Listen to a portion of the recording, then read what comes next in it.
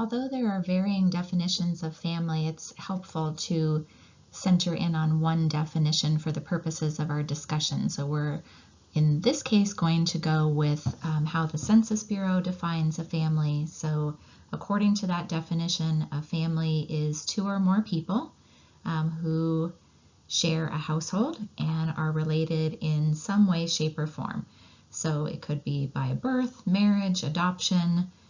Generally, one person is considered to be the head of household, kind of in charge of the money and house payments and those kinds of things. But basically, related in some way, living in the same household, two or more people. As you can see from the pie chart below, about half, a little bit over half of children live with their married birth parents, but clearly that's not the only type of family configuration that children live in. You can see that about a quarter of children live with their birth mother only. So it's really important for us to really consider all the different kinds of family arrangements that there are, and all the different kinds of people that children live with. This slide shows you who lives with children beyond a primary caregiving person. So you can see that when children live with two parents, they are most likely to live with those parents and with siblings. It's not very common to have grandparents or other kinds of configurations. You can see that if a child does not have a parent present, then they're more likely to live with other types of groups of people, which makes sense. So this is just additional information about how these family configurations can play out. So the bottom line with examining who children live with and who lives with children is to recognize the fact that children live in systems. Children don't live alone in vacuums. They live in some sort of family configuration, and then beyond that family configuration, they exist in neighborhoods and in peer groups and in educational settings and faith-based settings. So the idea is that children are not on their own. They're not living by themselves. So at this point, it's important for us to take a step back and look at systems theories to think about how they inform us about development, particularly the development of children. So systems theories at their core are theories that focus on how our development proceeds in relation to being in context with other people and in other settings and in other systems. So you can see from the definition, systems theories in general examine how a group of objects works together, or a group of people, to produce some result, in this case, the child's developmental outcomes. It can be applied to single organisms, in this case, the child, societal organisms, and/or machines. So we're going to think about it as applying to single organisms, children, how they function in their family units, and how that produces various developmental results. So we're going to talk about two different systems theories that apply to family relationships in thinking about children's development. So the first is Bowen's family system theory, and the second is Bronfenbrender's bioecological theory.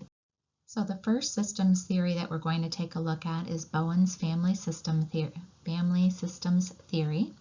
So the idea here is that families function as a system, that different members of the family play different roles, and that there are rules that go along with having those particular roles. So, if we think about kind of a gender typical society, and we think about the role of moms versus the role of dads. Now we know that's not how all families work, but that's one way to think about the role of different family members, or maybe the role of the oldest sibling versus the youngest sibling, or the only boy in the family. So these roles and rules aren't necessarily set, but families assign these roles, or they just get assigned naturally across time, so that families can function as a system in a particular way.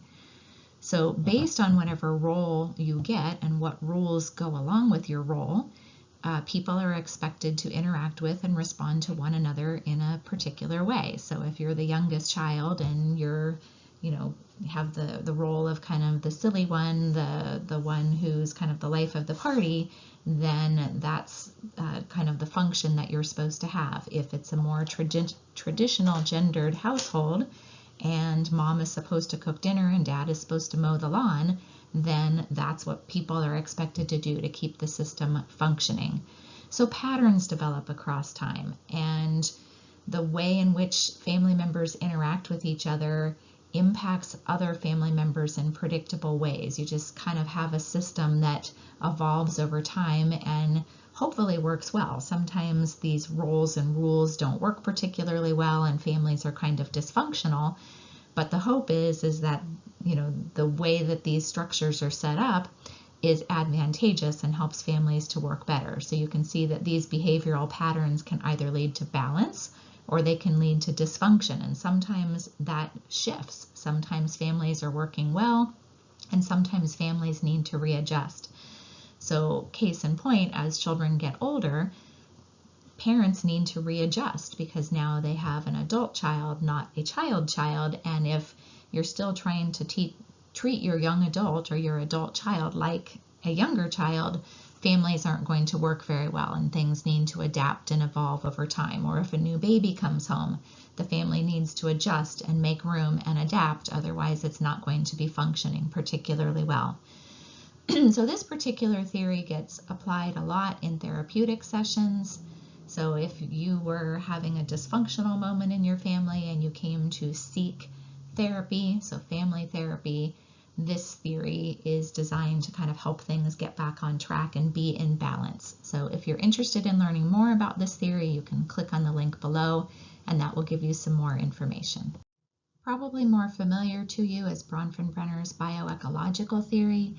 So this particular theory looks at how we impact our environments and how our environments impact us. So you can see that there's levels of impact. I impact my microsystem, the people who exist in the world close to me, and I impact all the way out to the macro system, laws and rules and societal things and the time period that I live in.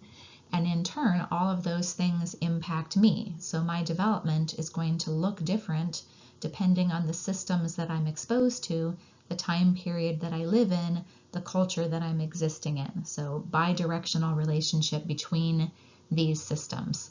So each system has a different definition, and we're going to take a look at those on the next slide. There are 5 systems in bioecological theory. So the first one is the microsystem. So these are systems that you have immediate direct contact with.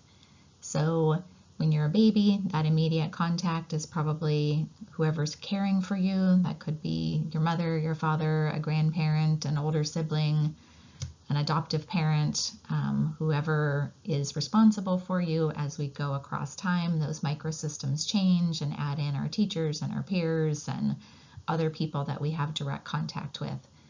The mesosystem is the connections between those different entities that you have contact with. So as you go off to school, is there a good relationship between your family caregivers and your teacher? Is there continuity between the ways that each of those systems is trying to rear you and help you grow across time? So if those relationships are good, that system operates better. If those relationships are poor, so if your mother doesn't get along with your dad's parents, then that's an example of a situation that doesn't work particularly well and isn't as helpful in that mesosystem. The exosystem refers to environments that have influence on you, but not directly. So imagine your parent goes off to work every day to a job that they hate and a boss that's not family friendly.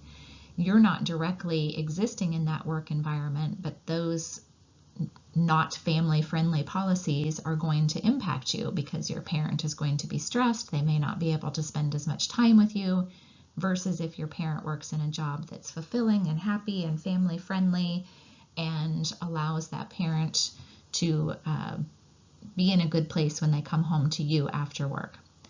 So the macro system, this is things that also impact us, but definitely not directly. So this would be societal expectations and cultural values, laws. So,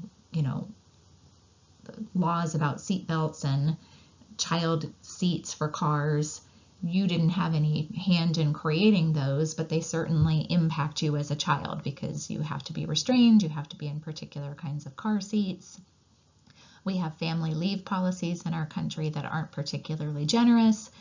This impacts you even though you didn't create that law, because now your parent can't stay at home with you because they are in danger of not being able to get paid and they can't afford to stay home when you're teeny tiny because we don't have effective family leave policies. So it would be those kinds of things. And then finally, the chrono system is the time dimension. So this is both the time period that you grow up in. So I'm a child of the 70s. We didn't have to wear seatbelts, which obviously now a child of the 2000s definitely has to be restrained in a car. Completely different rules and regulations just based on the time period that we grew up in. This is also the time dimension of how your self and your system changes across time. So as you get older, what is included in your systems changes. As you get older, your relationship with those different systems changes. So I was saying earlier that when you're a child, you're subject to responsibilities and regulations and rules that you won't necessarily be subjected to as you get older, as long as that system is dynamic and changes in the way that it's supposed to.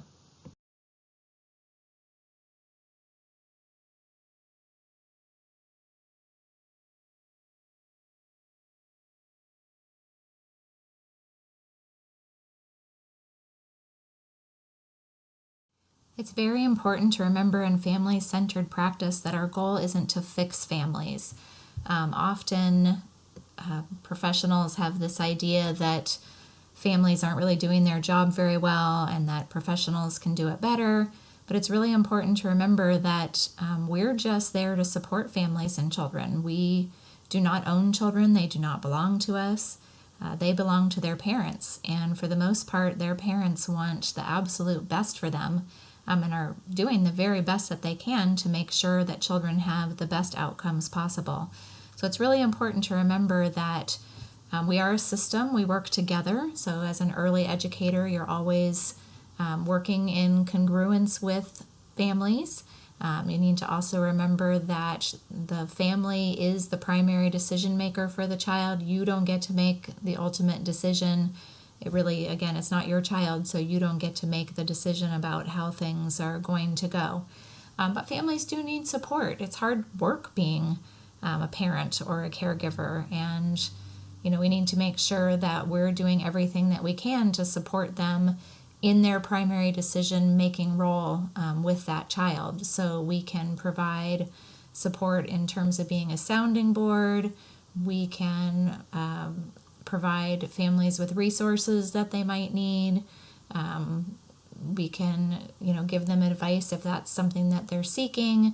So there are lots of ways that we can support and share our expertise, as long as we remember that ultimately families are the ones in charge and it's their children, not ours. One great place to practice family-centered practices is schools, because children spend so much time in schools. It's really important to think about ways that we can be family-centered and encourage family involvement.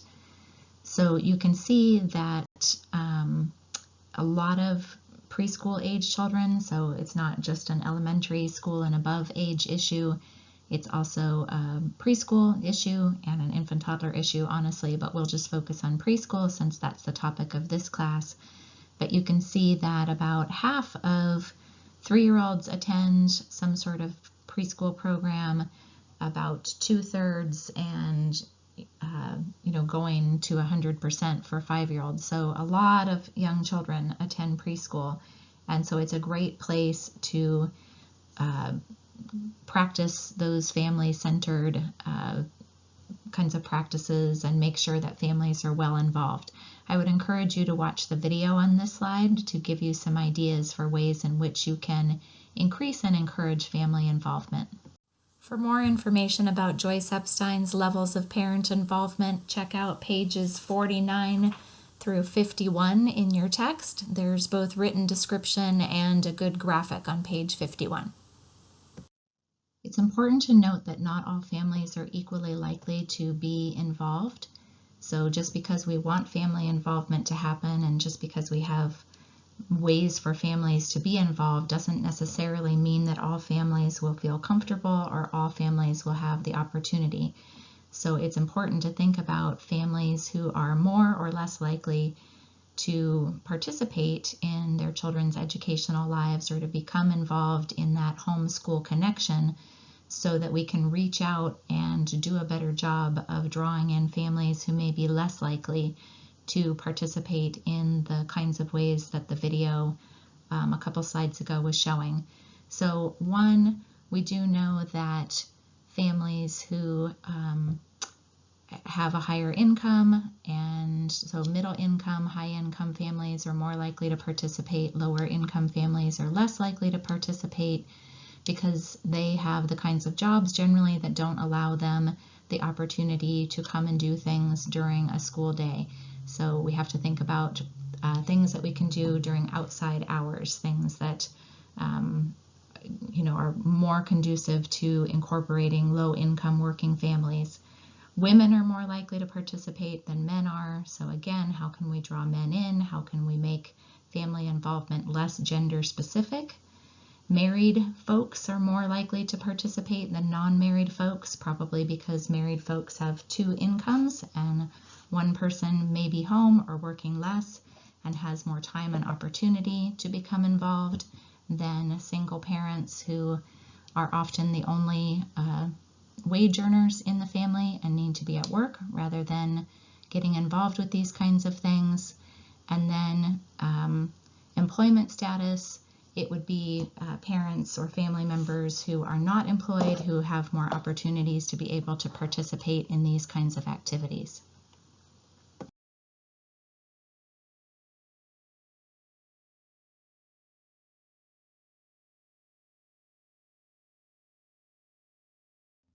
Family involvement in educational environments is critically important and has been shown through research to result in great developmental outcomes for children. So when we have increased family involvement, student achievement is improved, school success rates are better, it improves children's academic and social skills across socioeconomic status, different parent education levels, and varying race, ethnicity categories. So I would encourage you to read the article that's given on this page. It gives you a lot more detail on the benefits of family involvement in preschool children's education. In addition to the demographic barriers mentioned above, so demographic kinds of issues that may result in families being less involved in their children's educational settings, there are other barriers to family involvement that we need to consider as well. So sometimes teachers and educators just aren't welcoming. They don't have open door policies. They don't invite families in. They don't talk with them and make them feel welcome. And then families feel like intruders. So it's really important for us as educators to do everything we can to make families feel welcome in our space, because it is our space and families are coming there. So we need to make sure that families feel like it's their space also.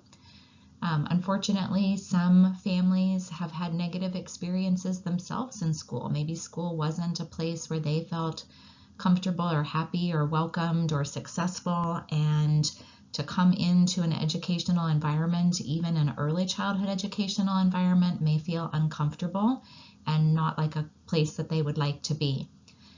Sometimes we send messages that we don't trust families. So when we're thinking about family involvement, we are either wanting to save families or we're giving off vibes that we're better than them. We forget that we're partners with families and that families are the primary decision makers for their children.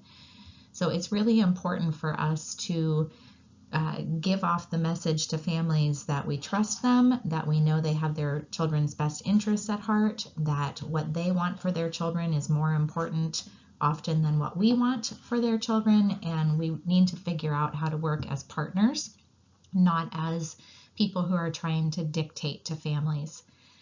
Also, too, child rearing is a very personal endeavor. So when you make a decision about something that you would like to do for your child and somebody questions it, it makes you feel bad and uncomfortable and like you're doing something wrong and that you're being judged. So it's really important, again, to work together with families and not make them feel uncomfortable or not make them feel like their decision process isn't important and valid.